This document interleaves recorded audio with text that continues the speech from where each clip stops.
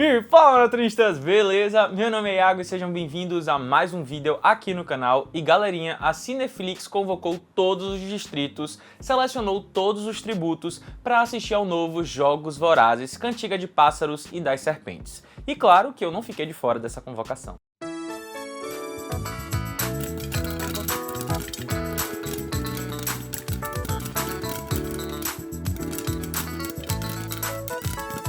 Antes da gente começar a crítica propriamente dita, eu preciso fazer um alerta para vocês, que é mais uma coisa para ajustar a expectativa de vocês, principalmente para aquelas pessoas que não leram o livro. Cantiga dos Pássaros e das Serpentes não é sobre os Jogos Vorazes. Sim, a gente não vai falar sobre os Jogos Vorazes de forma tão direta. A gente tem esses jogos como plano de fundo, mas a ideia desse filme é falar sobre a história de origem do escrotíssimo Coriolanus Snow. Então, galera, já não vá pra esse filme esperando uma experiência de pura adrenalina e muita coisa de ação assim, porque a proposta do filme ela não é essa. A gente vai ter os Jogos Vorazes? Sim. A gente vai ter momentos de ação? Sim. Mas tudo isso vai ser de uma forma diferente daquela que o público tá acostumado, principalmente para aquelas pessoas que assistiram a Jogos Vorazes. Ah, uma coisa legal é que para você assistir esse filme, você não precisa ter assistido a quadrilogia base, ou seja, essa inclusive pode ser a sua primeira experiência nesse universo de Jogos Vorazes, que eu já vou adiantar para vocês que se essa for sua primeira experiência, já vai começar com chave de ouro. Dito isso, eu posso afirmar para vocês, sem sombra de dúvidas, que essa é uma excelente adaptação para as telonas,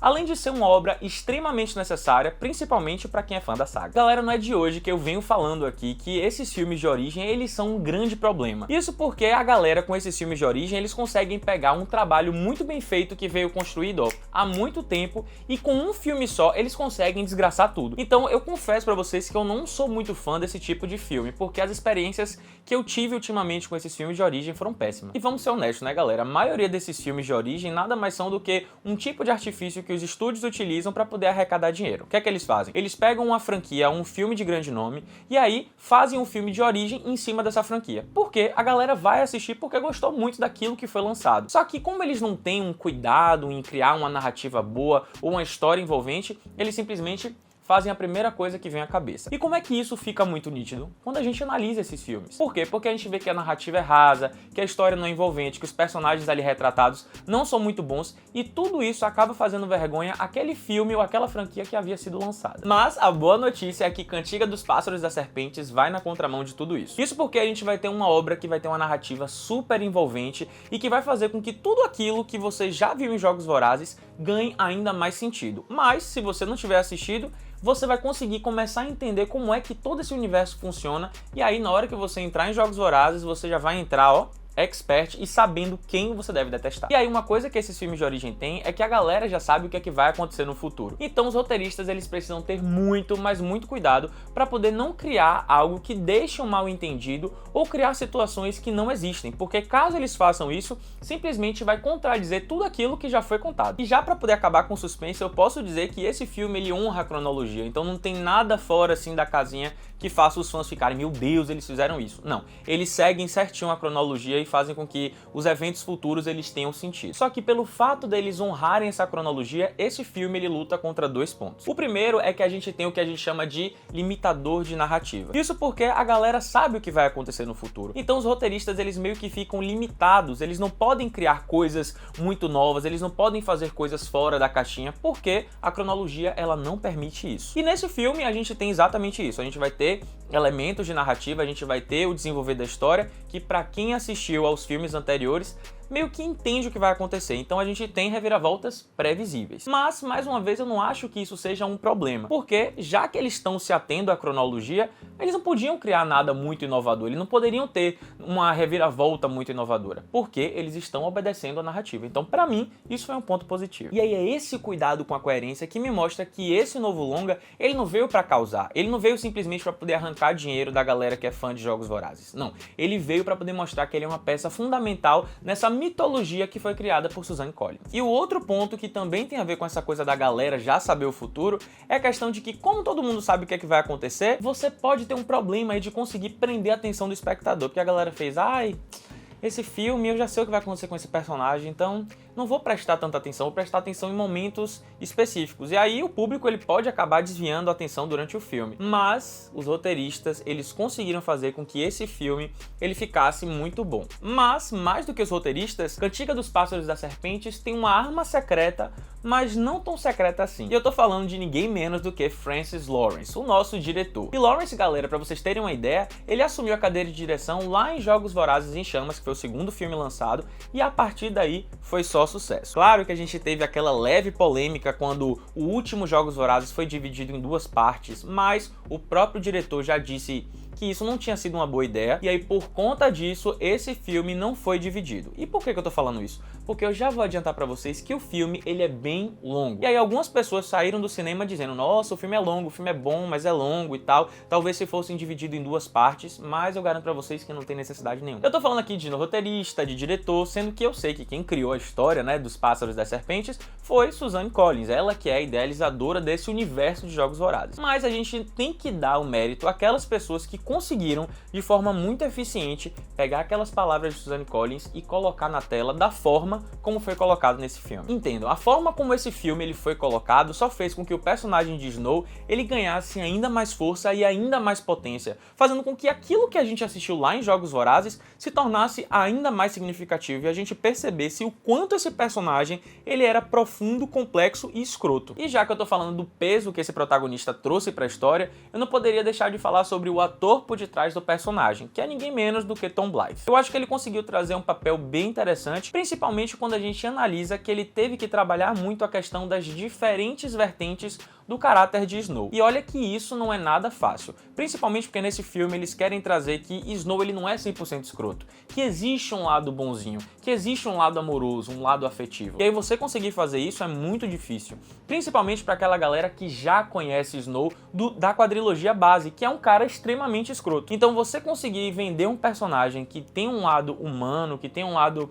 apaixonante, que tem um lado cativante, é muito difícil. E aí a gente tem o quê? Uma tríade perfeita que conseguiu vender esse peixe para o público, que é direção, roteiro e atuação. E para vocês terem uma ideia, que essa ideia de que Snow pode ser bonzinho é tão bem vendida, mas tão bem vendida, que você vai se pegar torcendo por ele em alguns momentos, principalmente para que ele tome outras atitudes. Mesmo você sabendo que ele não vai tomar outras atitudes porque a gente já sabe o futuro, mas a gente fica torcendo. E aí, mais uma vez, essa coisa de torcer, esse ímpeto de querer que o personagem ele tenha uma ação diferente, só prova como essa tríade conseguiu atingir o objetivo dela. E aí, se por um lado a gente tem um protagonista que tem todas essas questões de caráter e que fazem com que o público se questione se ele é bonzinho ou não, a gente vai ter uma co-protagonista que vai ser o contraponto de tudo isso, que é a nossa Lucy Gray, interpretada por Rachel Zegler. Ela, galera, vai ser aquela mulher que foi endurecida pela vida, ou seja, teve que aprender a se cuidar sozinha, mas que, diferente da nossa amada Katniss Everdeen, ela não foi feita para poder participar desses Jogos Vorazes, porque a menina não consegue fazer nada, é impressionante. E assim, por mais que eu tenha passado raiva em alguns momentos pela forma passiva como Lucy Gray ela se apresenta nos Jogos Vorazes, eu super entendo o motivo pelo qual ela é desse jeito. Afinal de contas, eu falei que ela seria justamente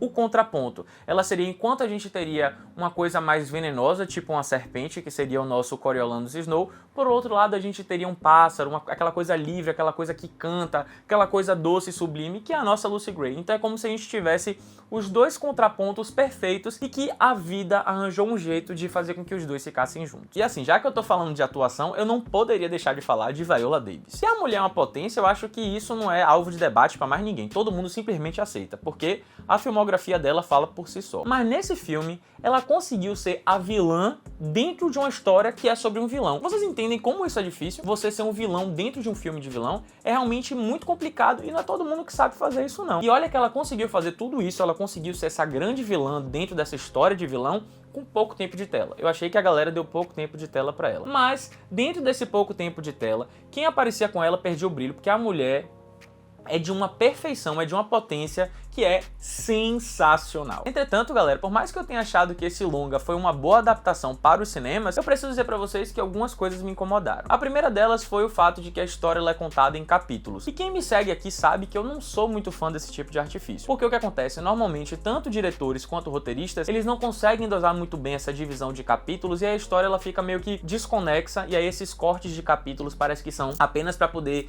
ligar uma história na outra. Eu não sou muito fã disso. Aqui no filme Cantiga dos Pássaros e das das Serpentes, a gente tem 2 capítulos que funcionam muito bem, que são os 2 primeiros. Eles funcionam perfeitamente bem. Eles têm início, meio e fim, e existe um link entre os dois. Inclusive, o momento em que tem a divisão é muito sutil. Existe, né, a tela preta com o capítulo 2, mas a divisão é muito agradável, é muito suave, então não me incomodou. A questão toda fica justamente para a transição entre o segundo e terceiro. O corte do segundo é muito, mas muito brusco. E aí o terceiro capítulo, a sensação que a gente tem é de que a história lá do segundo capítulo ela não foi concluída. Então fica como se fosse faltando alguma coisa. Sem contar com o fato de que o terceiro capítulo, ele parece ser uma história à parte. Fica parecendo que é como se fosse um outro filme. E aí eu senti que nesse terceiro capítulo a gente correu uma maratona, porque foram muitos fatos que eles colocaram nesse terceiro capítulo e que aí não deu tempo da gente respirar. Então eu achei que as coisas ficaram meio que espremidas. Aí esse final do filme, ele me deixou assim meio que desconfortável com o ritmo que a direção utilizou. Seja como for, Jogos Vorazes, Cantiga dos Pássaros e das Serpentes é uma adaptação mais do que necessária e que com certeza trouxe momentos muito agradáveis, principalmente para os fãs da franquia. Sem contar que conseguiu trazer uma história de origem muito potente e que fez jus a um personagem mais do que digno. Por isso, Iago, dou 4.75 almofadinhas para esse filme, porque eu gostei demais dessa obra, eu acho que foi uma boa adaptação para os cinemas e também ele conseguiu proporcionar uma boa experiência para os espectadores. Sem contar com o fato, é claro, de que é um grande presente para os fãs da saga de Jogos Vorazes. E para aquelas pessoas que estão começando a conhecer Jogos Vorazes por esse filme, já começaram da melhor forma possível e agora vão se deleitar com a quadrilogia que é tão marcante quanto. E se tem uma coisa que ficou pra mim nesse filme é que ele é a verdadeira personificação daquela frase que Snow fala pra Katniss no final de Jogos Vorazes, que são as coisas que mais amamos que nos destroem. Então é isso, galera, o vídeo tá acabando, eu espero muito que vocês tenham gostado. Se você ainda não curtiu, curte agora, se inscreve no canal e ativa o sininho pra não perder nenhuma notificação. Então é isso, valeu!